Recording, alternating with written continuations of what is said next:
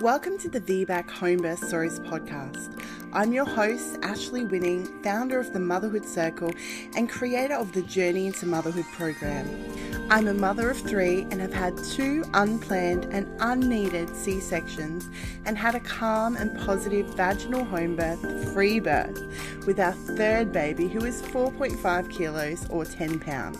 My own journey has sparked a deep passion to support women to find their strength and support to create the pregnancy, birth and postpartum you desire and deserve. This podcast is for women wanting to learn more about VBACs, especially home births, and professionals who want to learn more about how to support home birthing women. Inside, we're going to hear from women sharing their stories from surgical birth to achieving their vaginal home birth after cesarean, as well as expert interviews so that you have a mix of inspiring stories as well as powerful knowledge.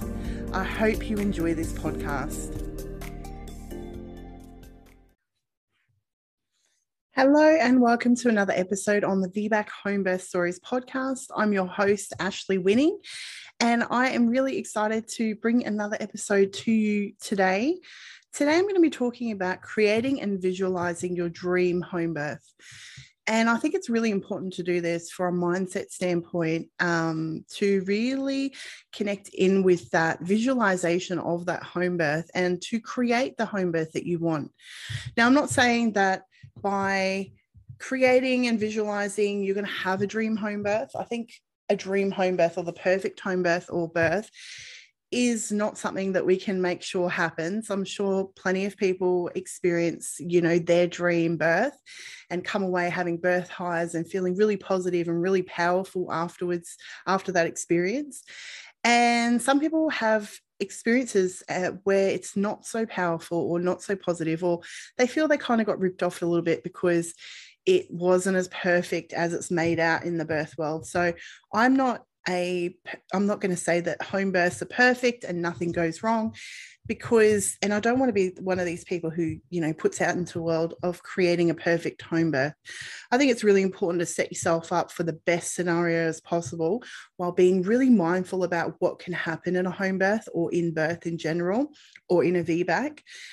And really understanding that you're shooting for the stars and hopefully you land in the stars. But if you don't land in the stars, you land just a little bit, in the atmosphere kind of thing. The only way to kind of get to the way of being able to achieve what you want is to really have a plan and an idea and a strategy. And so doing all those things is going to give you the best chance at doing that. Now, something that I found was really, really interesting. I was reading a book. It was a finance book, but it was in regards to mindset. I love mindset. Mindset's my thing. Most of the clients I work with, we work on mindset. We fear releasing. We talk about fears. We talk about visualizations. We work with mindset tools all the time because I think that they're so powerful, and they also help you connect with your intuition and feel confident and feel calm through your pregnancy. And that when you get into your pregnancy, your home birth, that you have been utilizing those tools. One of my old clients did a hypnobirthing class, and she shared with me after the fact, after her birth, she said to me, it probably would have been really helpful if I'd done my hypnobirthing through my pregnancy like they said I should, because when it came time to having her birth, everything went out the window. She forgot everything she had learned, because the only way to learn things is by doing them over and over and over and over. I was reading in this book that when a person reads a book, they might retain like 10% of the knowledge that they've read from the book. When a person does a video or listens to a podcast or something, they might retain like 30% of information or something like that. And then when they kind of start doing the thing, they retain like 80% in the information that they're doing kind of thing. The highest way to retain the information was by practicing and doing. And that's why they say practice makes perfect, because when you do something, when you learn a skill and you do it over and over and over again, you become really, really good at that skill. And that's shown. I learned that when I was a little kid because I was naturally quite good at things. I was the oldest in my family. So it made me feel like I was really good at things because I was faster, I was stronger, I was smarter. But that's because my sisters were much younger than me. They weren't at the same intellectual ability or level. They were years behind me. I was physically stronger because I was taller and bigger, and it gave me like a bit of inflated sense of who I was because I had younger siblings. And I think being naturally good at certain things as well, like I was a fast runner naturally. I was a really good gymnast naturally. Well, I say naturally, but I was really good at these things. But what happened was I didn't want to do the work to become better and better. And so if I, did a gymnastics thing and I didn't get like first or second place, I would give up. And the first time that I lost in gymnastics and I didn't get like a medal or something, and I'd done lots and lots of competitions over the years. And of course you practice because you do your class, once a week or twice or 3 times a week or whatever. But I didn't have that grit to kind of follow through with it. I just thought, oh, well, that's it. I didn't bother trying to get better or understanding that the only way you can get better at something is by practicing it. Why am I telling you this? Because you can only birth like 1 time, 2 times, 3 times, however many times you do it, right? But it's not something you can go, I'm going to birthday. Okay, I didn't do that the way I wanted to. I'm going to do it again. No, that's not what I'm talking about. You only can have, you're not going to have babies just to practice the skill, are you? But one of the things that I'm going to teach you and talk to you about is visualization is practicing a skill. So your body might not be doing it, but your mind is doing it, and your body is in the moment feeling that skill. So one of the things that I read in this book that I was reading was that while people who do the thing, so say they do a skill and they practice it over and over and over again every day, they looked at somebody who was visualizing doing it over and over and over and over a day. So I'd never actually physically done that thing, but they were almost as good as the people who were actually doing that thing, which was really, really amazing. Like you think you don't actually have to physically do it, but you're just repeating it over and over and over again in your mind. You are doing it in your mind, and that's how powerful the mind is.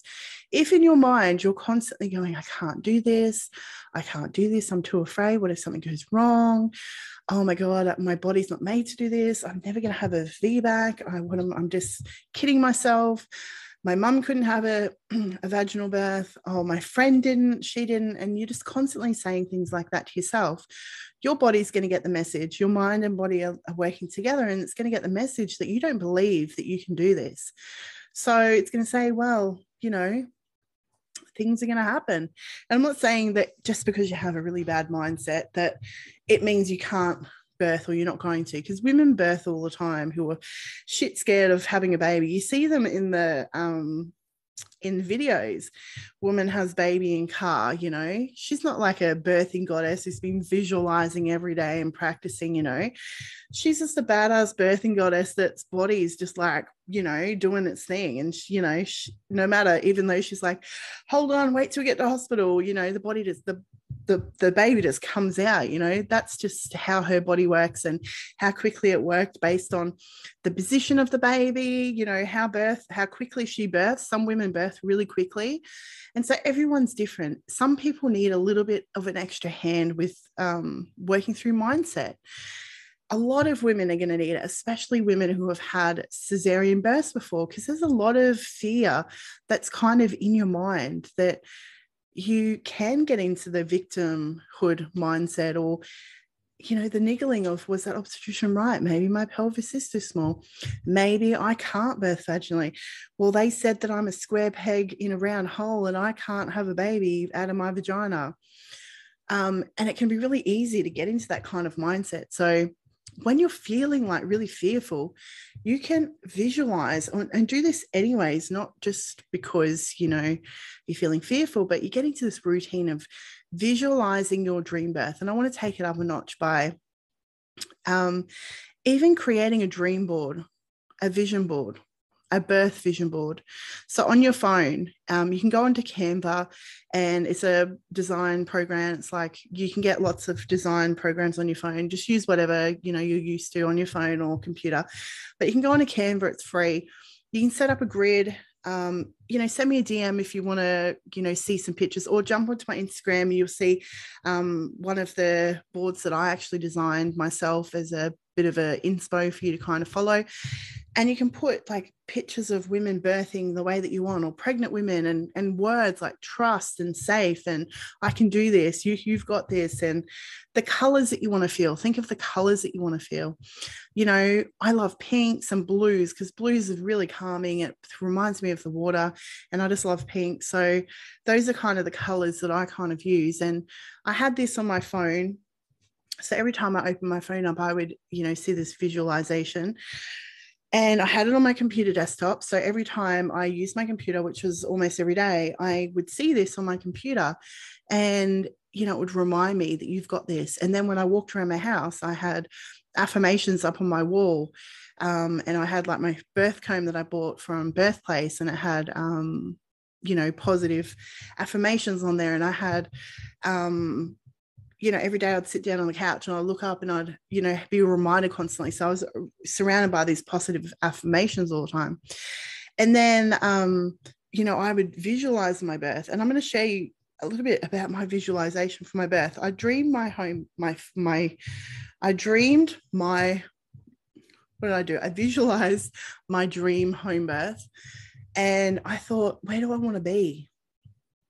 Where do I want to be? Where would my perfect, amazing dream home birth be? You know, it's not going to be my reality because it's just like a made up reality. And I thought, I really love being at the beach. I have this favorite beach in northern New South Wales that my family and I went to all the time. And it was in a river. It was really blue and clear. It wasn't in the waves or anything. And I thought, I'm just like, I'm in the clear water. The river's not like sucking me out or sucking me in. It's calm. I can feel the heat of the sun, of the warmth of the sun beating on my back. It's beautiful blue skies. I'm at peace. There's no one worrying me, nothing annoying me. There's no one there.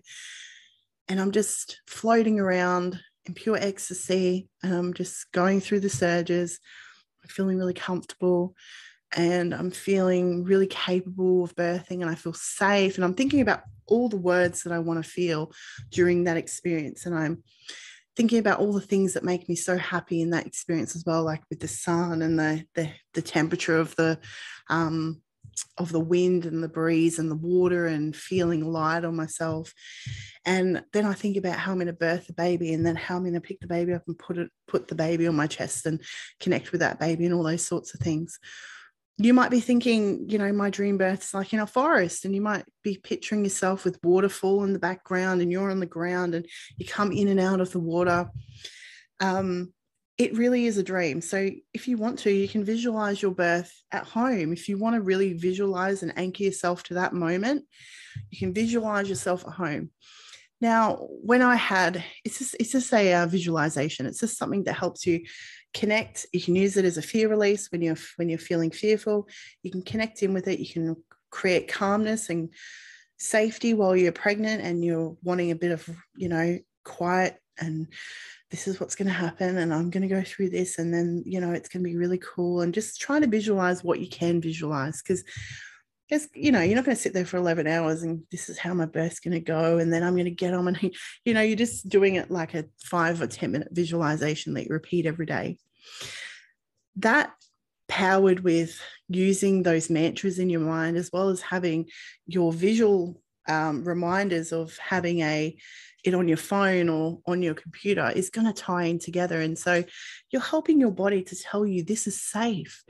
This is a wonderful, positive experience. So when you do go into labor, I'm not saying that you won't have fear pop into your head, or you won't, or that you're going to birth exactly how you do in your dream birth, because I didn't. I mean, I wasn't in an ocean. I was in the water the whole time, most of the time. But I visualized myself birthing like in a squatting position. I thought I was going to birth in a squatting position, but turns out I didn't. So you just go with whatever's happening on the day. It's not a plan. Things change. It's just a visualization, but it's a really good tool to really help you to really master that mindset and help you work through some of those fears too. I hope that helped you a little bit in, you know, it's a fun thing to do through your pregnancy as well. If you have some questions about this episode, please do slide into my DMs on Instagram. I will pop in the link for you in the show notes. Send me a message if you want to come on as a guest, if you have any questions, or if you would like some support through your VBAC home birth. I would love to hear from you. Of course, I want to connect with you and hear more about you and support you on your journey. Until next time, have an awesome day. Bye. Thank you so much for listening to the VBAC Home Birth Stories podcast. I hope that this episode has helped you take another step to finding your voice and confidence in your VBAC home birth journey.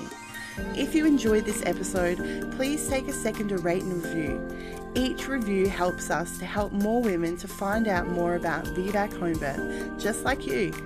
Don't forget to take a screenshot, share it to your Instagram stories and tag me at the Motherhood Circle. I'll see you next time.